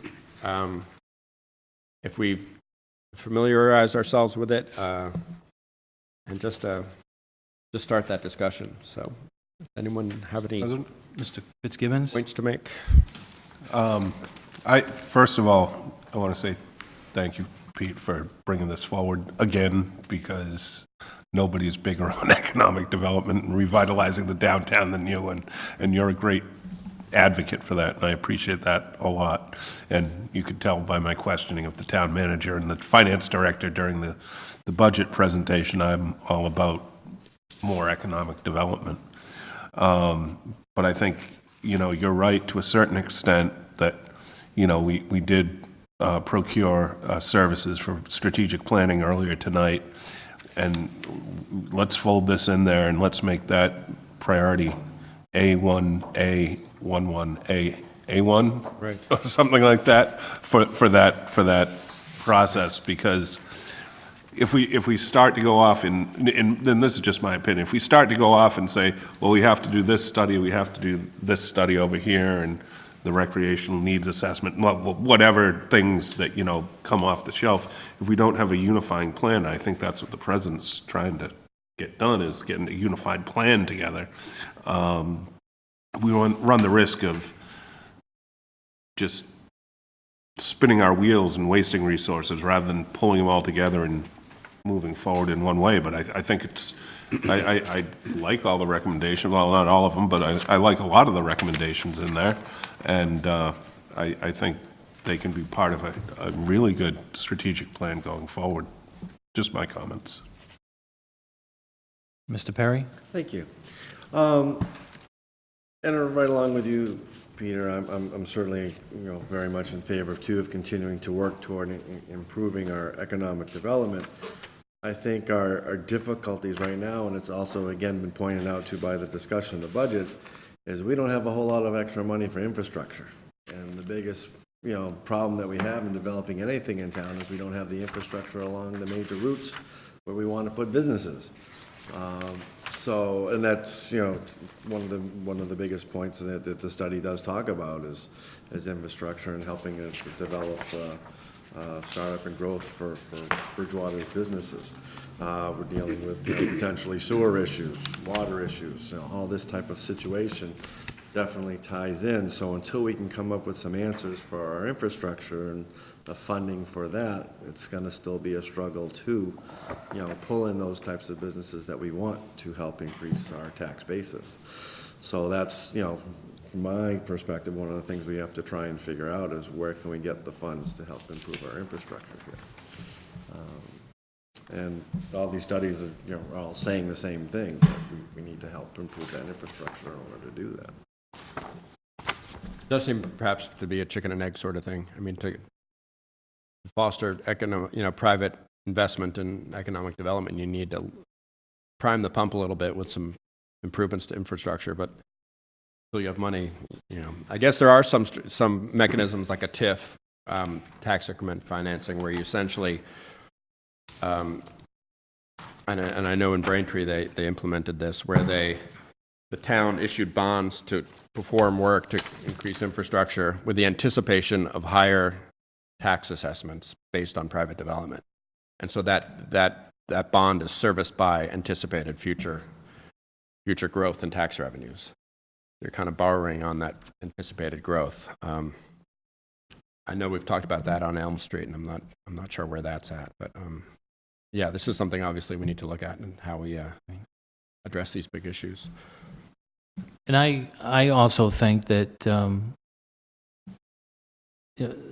sometimes you can just keep trying, and keep trying. And eventually you'll make progress. But then there's also this other thing called luck. And sometimes luck plays a lot into things. But I don't think that luck is something that we need. I think planning is something that we really need.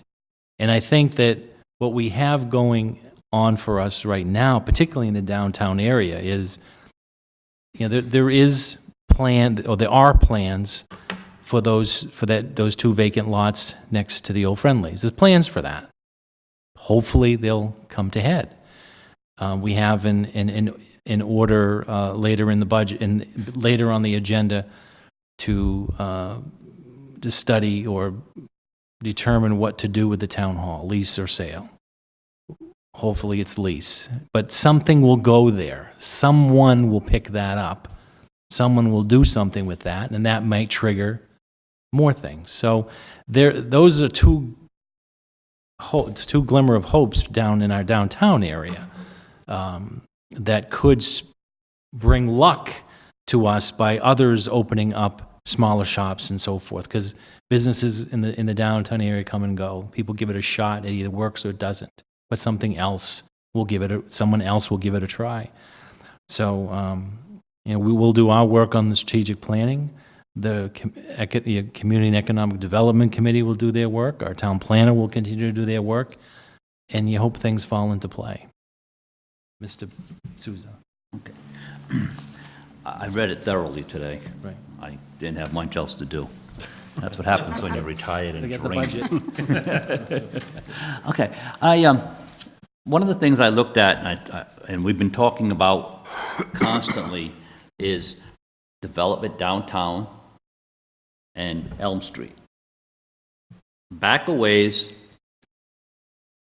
Route 18, from the Roach Brother Plaza to the East Bridgewater Town Line, and Route 28 from downtown to the West Bridgewater Town Line was mixed use. We talk about utilities. Main Street has sewer, water, gas, electric, everything they need. There's potential in there for types of business that we're talking about. We're not talking about big box stores, and we're not talking about another big drugstore. But a lot of small businesses could go into those areas. Okay. And I always say, why aren't we focusing a little bit broader on our potential for bringing in small business into town and just plop here and forget about the rest of the town. Okay, so I think we really seriously have to look into that and bring those two streets back in. There's been some big houses on those streets that went for sale. It could have made some, who knows what. There is putting a business in one of them. I don't know if she's got a license for it yet, but she's running one there. A big, an antique shop. Let's write that down. Well, you know, I mean, it's quite obvious. You just drive by there. You don't have to be an expert. And the other thing is, it talks about a little flyer that was put together to help people coming into town with what they have to do and what boards and commissions and everything else. Well, the flyer only says if you're building this type of a building or a facility, you might be able to go here, here, here, and skip these 4. Back a ways, a number of years ago, and it wasn't that far back, the building official would look at these things and say, well, okay, and then he'd get together with the other groups who were listed on here. So if the person had to go to 5 different committees and boards, plus the building official, he would present his package.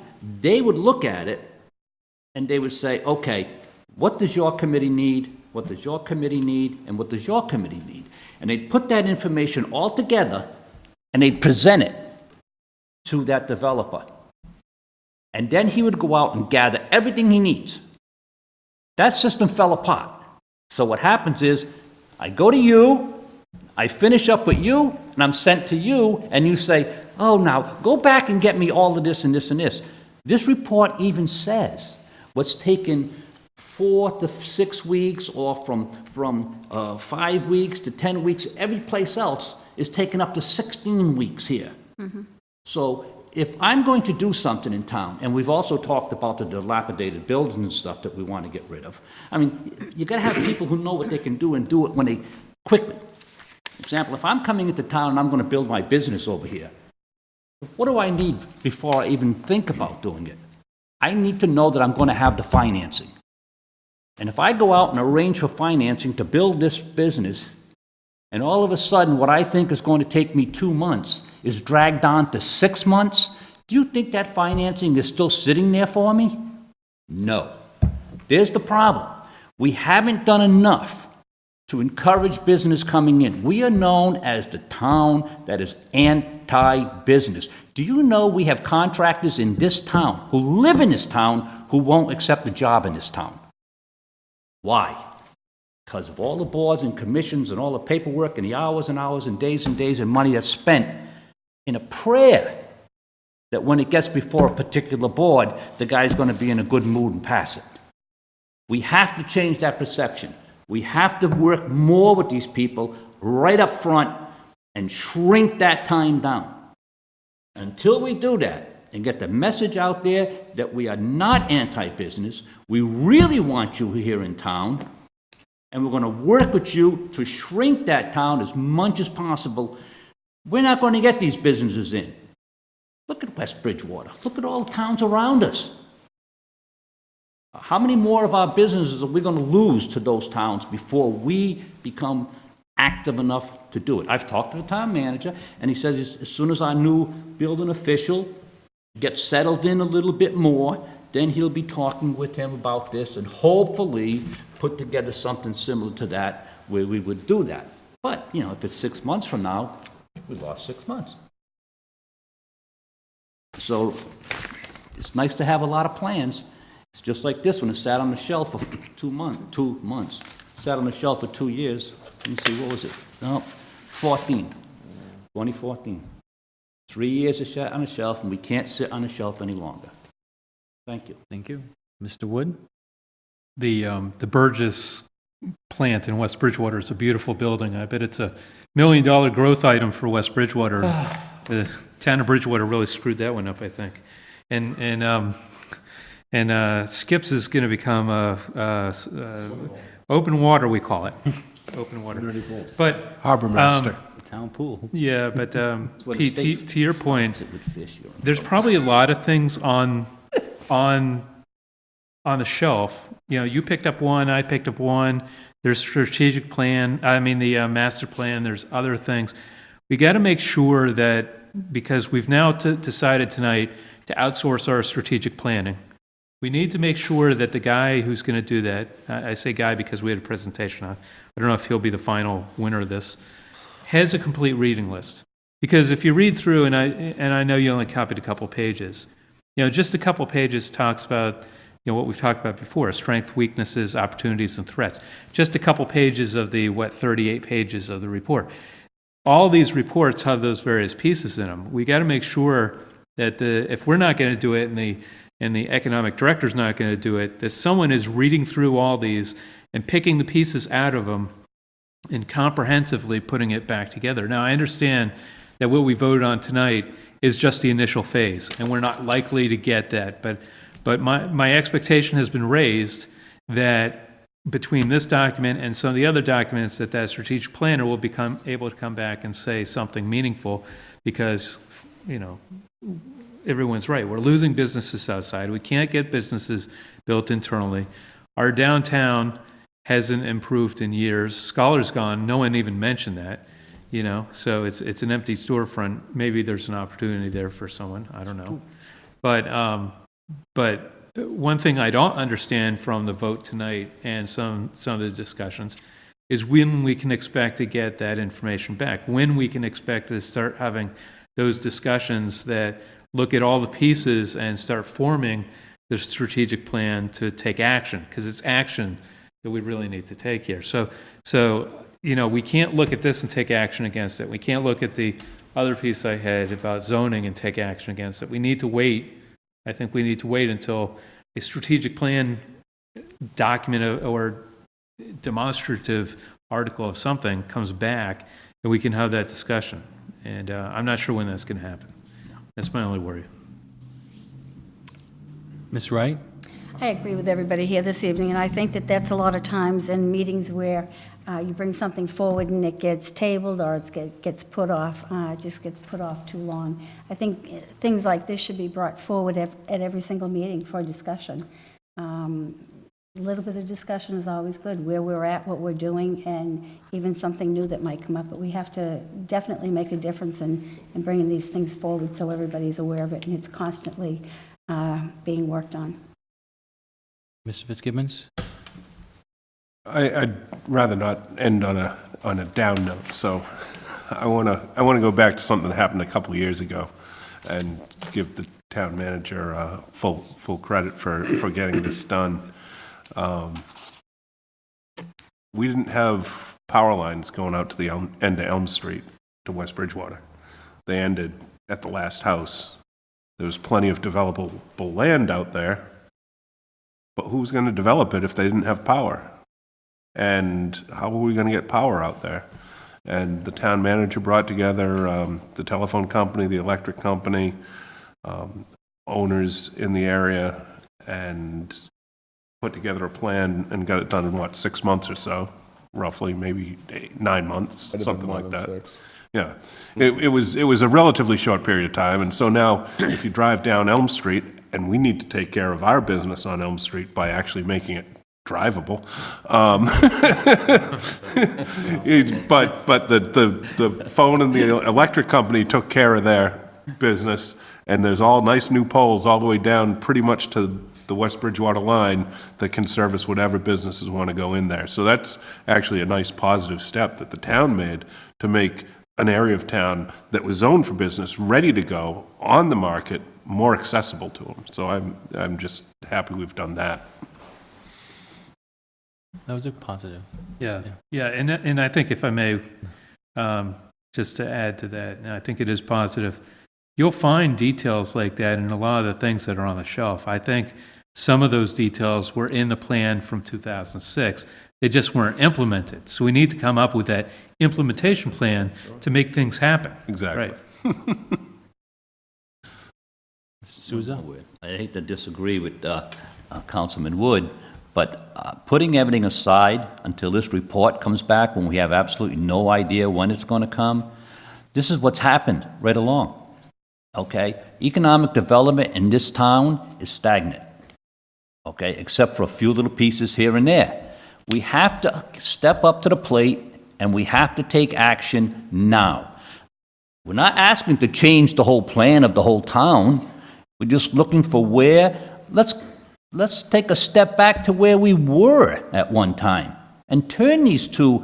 Now, I read a report the other day, scared the heck out of me, that on a business day, 10,400 cars go by my house on Main Street.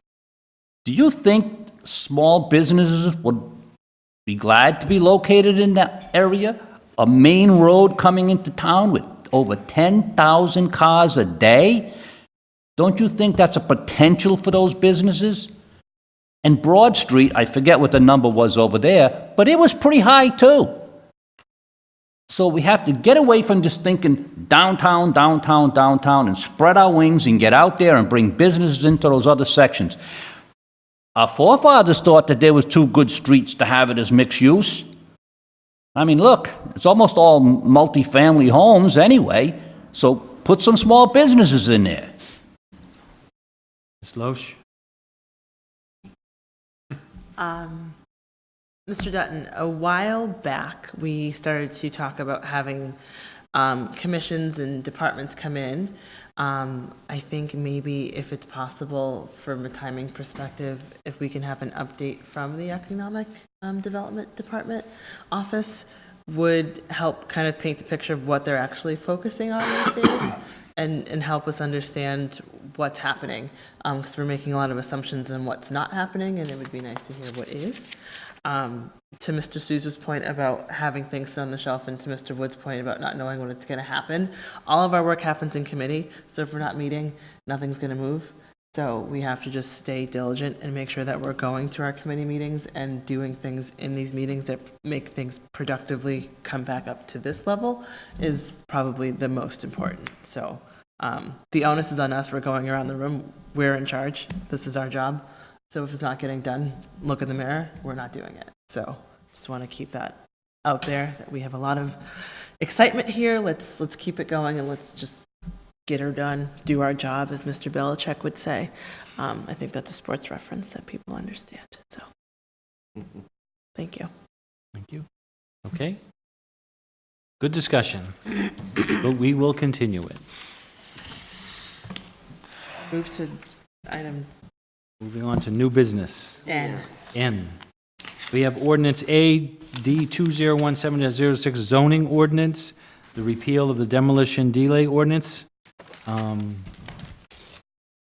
guess I'll refer to Councilor Souza, but all these next several orders need to go to committee and then come back to us for another discussion. So we can either. So I'll make a motion to refer this ordinance to the Planning Board and the Community Economic Development Committees for a hearing. Is there a second? Second. Any discussion on the motion? I think- Mr. Souza? I think that's the appropriate place to send it. Originally reviewed by them, yes. I agree. I knew up front it would have to go to committee. The thing is, before I even put this together, I did my research, okay? First of all, we continue to hear the town manager agree, and we agree with him, that we do have some very bad dilapidated buildings that either have to be restored or taken apart and get out of here, okay? Put new housing, put businesses, put something in there, okay? I put myself in the position of an individual who said, that piece of land would be perfect for me and my business. But this old house on there has to come down. So what's the first thing I have to do? I have to buy it. Then I come in and I present my plan to the building official, who checks out the date of the property and says, oh, that's got to go over to this committee over here. Okay? They all have to get involved, and they all have to look at it and do whatever it is they have to do. And first, the building inspector finishes, he sends it off, it gets to committee. They have 60 days to make a determination. Okay? And he hopes that they're going to come back and say, yeah, you can go ahead and take it down. Okay? And maybe it's a deterrent to someone for that particular piece of property. They can go up the street half a mile in the next town and buy an empty lot and build their same business with the same amount of traffic going right down the front of it. So there were 6 cases, 6, that actually went before this committee. All 6 of them have been torn down because they were of no real value to the town. They just tore them all down because they met the criteria that they can be. We've heard the town manager say, our departments are very busy. Sometimes they're overloaded. We can't add any more to them. We need outside help. Yet, all this ordinance did was put more work on them with a time frame. And for that reason, I felt we should just do away with it. Okay, so this has been, any other discussion? Mr. Columbotus? I would say that those 6 properties you mentioned, Mr. Souza, went through the process, and the process worked. They're not worth saving, and so we shouldn't hold up demolition. And so there was no appreciable delay for the property owner.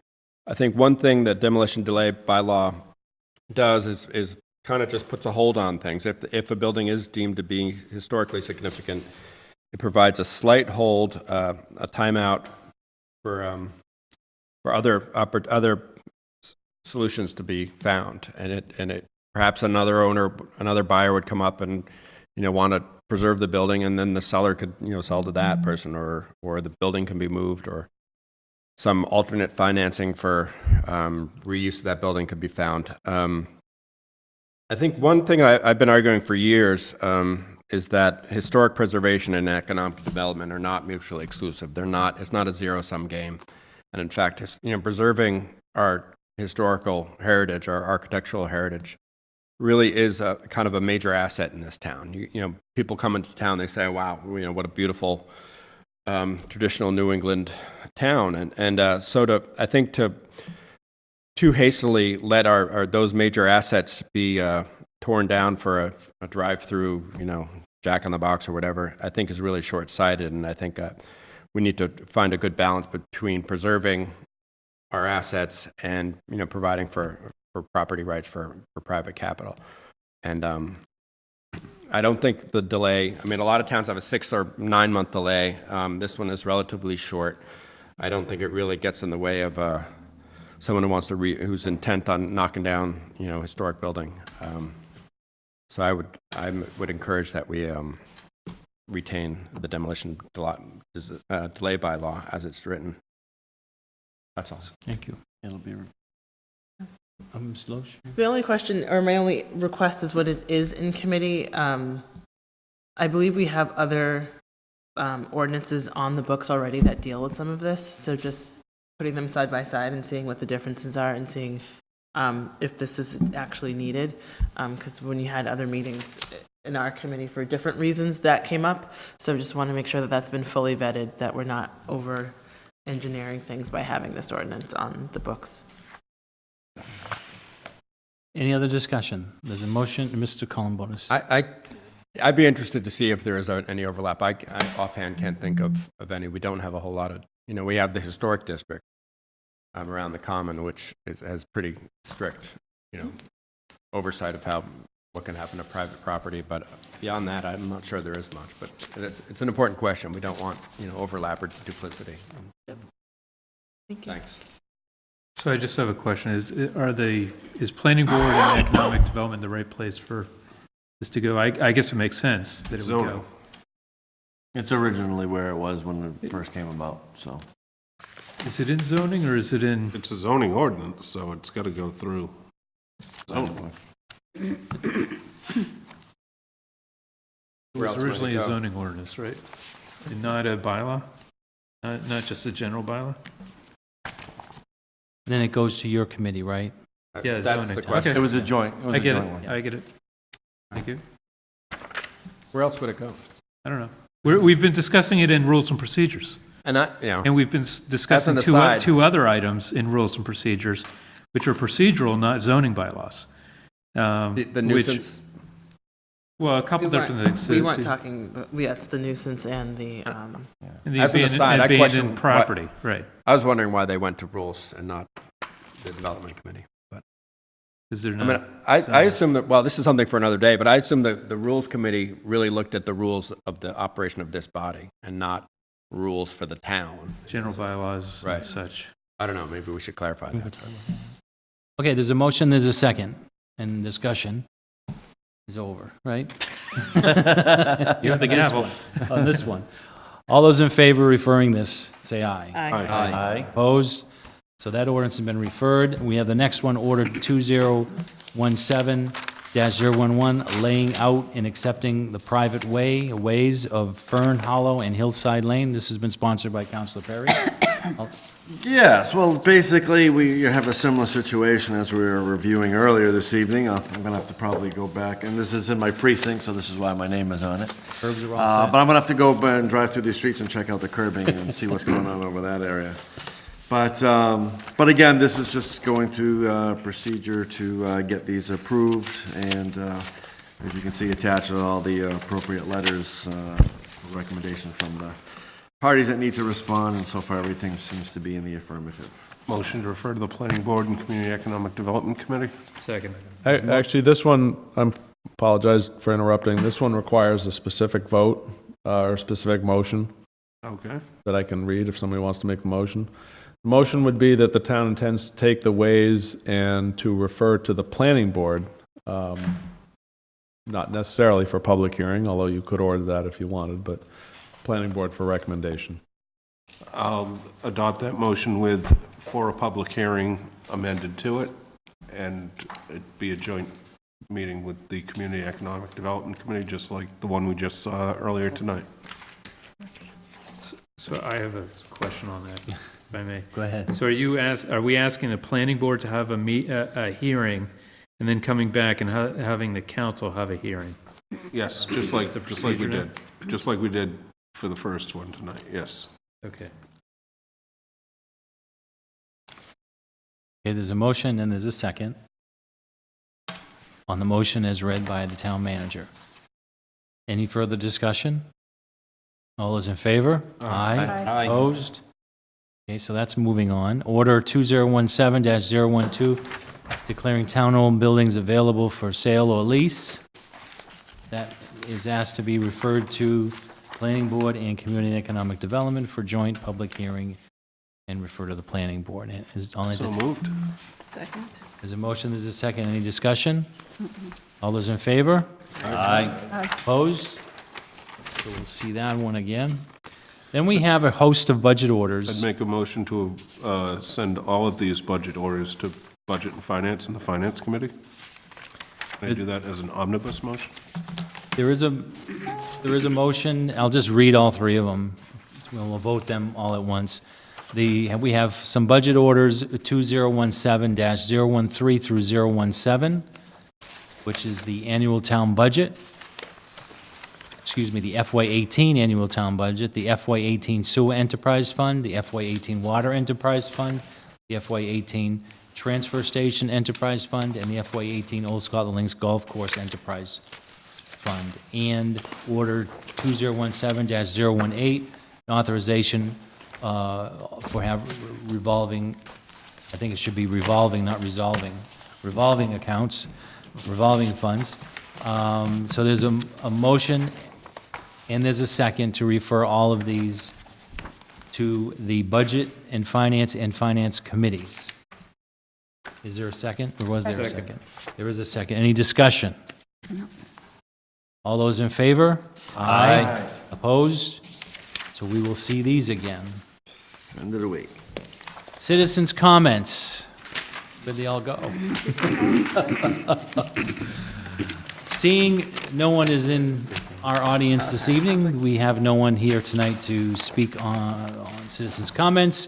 I'll now go to councilor comments, and I'll start on my far left, since he has had a lot to say tonight. Maybe he's got something else he's got to say. Mr. Souza. This time I'm going to give Dr. Perry a little bit of time to think about what he wants to say. Dr. Perry. Okay. Just a little announcement, might be unusual, but the Bridgewater Business Association is holding a network event.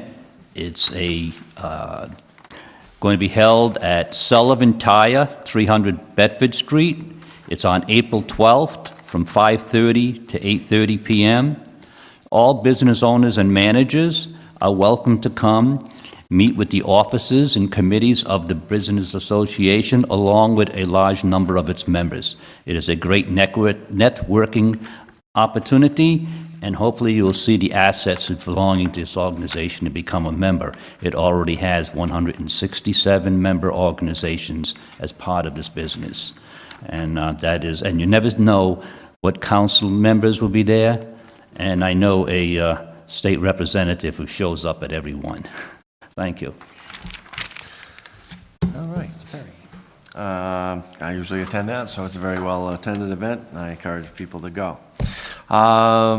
Just wanted to thank our finance director, Tony Silmonte, for his presentation tonight in conjunction with the town manager.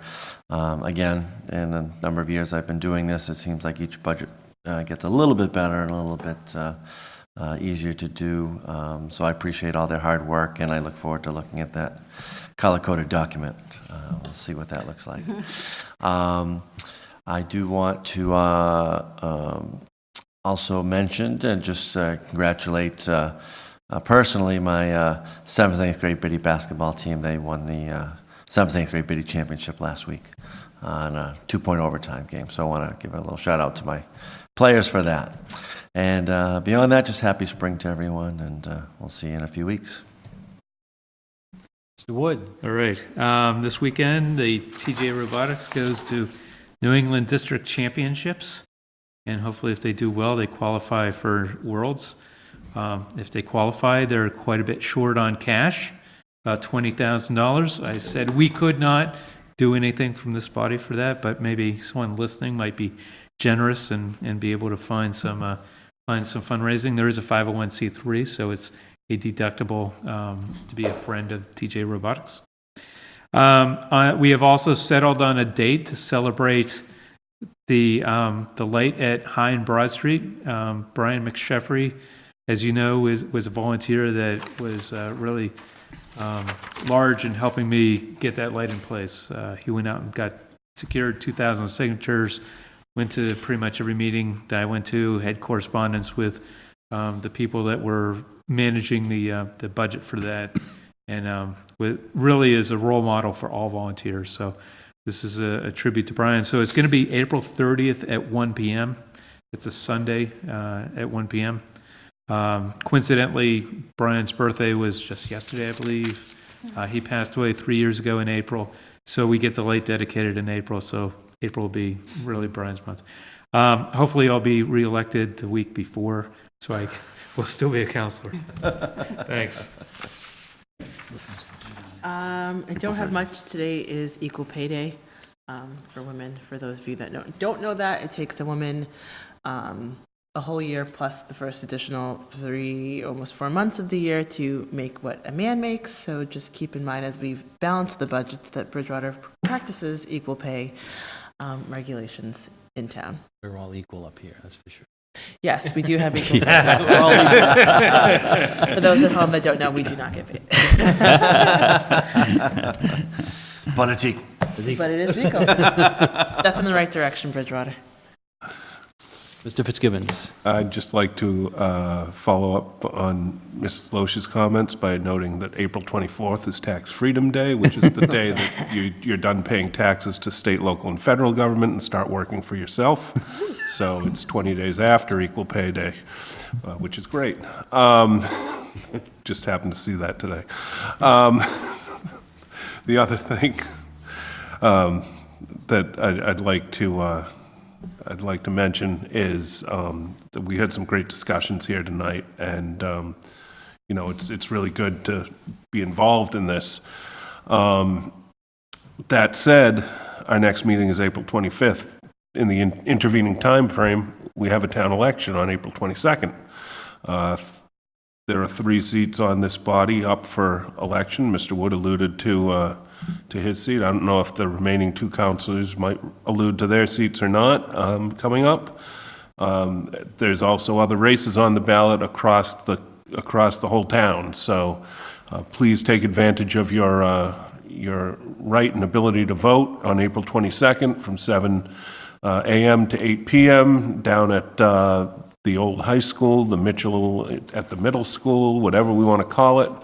And if you can't make it on that day, I know the town clerk is more than willing to help you fill out an absentee ballot and make sure your vote and your voice is heard. Thank you. Mr. Haley. To go on with the voting, it's really important. So we just started Red Sox baseball this week, right? Notice the tie on Dr. Perry. So there's an analogy that gets kicked around and that I'm pretty fond of, is that, you know, our local politics is the farm league for, you know, state and national politics. This is where it gets started. So we have a town election coming up, and there's a lot of discussion about whether or not the vote will get out for Bridgewater. We've got, what, 20,000 voters? Crickets? Anybody? Not that many. Oh, it's a Not that question? Oh, many. yeah, thank you, my seasoned politicians here. That's two meetings in a row where I've thrown something out and been completely wrong, so I'm not up for used to it. So we've got a large sum, thousands of voters, and we're hoping for a few hundred, right? 309. So we're voting for 309. We're hoping for that. So that's a huge sum of voters that aren't going to be voting. And there's also a huge sum of people that tend to complain pretty vocally. As you can see with you folks in the audience. Crickets again. Yep. So people that do watch this and can hear it from the microphones and on their televisions, please get out and vote. Don't just get out and watch baseball, even though I love baseball and I love my Red Sox in the town leagues. Vote. That I wanted to get off my chest. Thank you for getting that going in my mind. And more importantly is today is my son's 5th birthday. So happy birthday, Declan. I promised him over dinner that I'd say it and he could watch it on TV tomorrow. So We're not Is it live. on tomorrow? 'Cause we're not live right yes, now. we're not live. That I know. You can stream it anytime on BTV. 5-year-olds in bed. Hopefully it's running tomorrow and I won't be wrong a 4th time tonight. Thank you. I have nothing to add except I was laid up with what I thought was the flu, turned out to be Lyme, so I wasn't able to get my 125 signatures, 100 signatures. But I will be running a sticker campaign to be reelected. Ms. Wright? With that note, I'm starting a program on ticks, so you may be interested in that. It's going to go across the county soon. Thank you very much, and yes, I will see you back in April 25th, I hope, with the elections.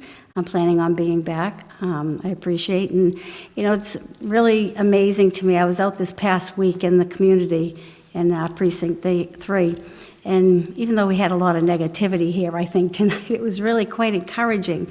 And the people, what they were saying around the town of Bridgewater, they're very excited about what we're doing and where the town is going. So that made me really, you know, happy to hear, because there is so much negativity lately with everything that's been going on. So I just encourage the people to get out and vote. Hopefully there will be 309. I think the last time I ran, there were 45 people that went out in my precinct. So we'll see. Thank you. I, too, would like to thank the town manager and the finance director for putting together a great presentation on the budget, particularly the one we had last night, the detail that we got, and I hope, again, I encourage my counselors, my colleagues, to get a copy of it and review it. The discussions, as has been noted tonight, were very, very good, but it looks as though what we're referring tonight to committees will come back to us for further discussion, which I think should generate some good discussions amongst all of us. And again, I can't emphasize enough that April 22nd is our town election. There's nothing at large on the ballot except school committees seats, so I would encourage everybody. Library trustees. And library trustees. And of course, we have 3 seats on this council that are up, and I wish everybody luck. And get out your vote.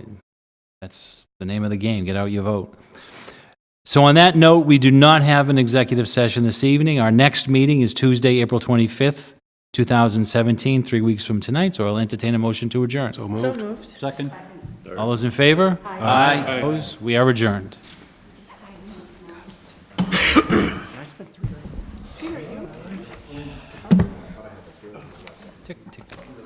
Peter was never on.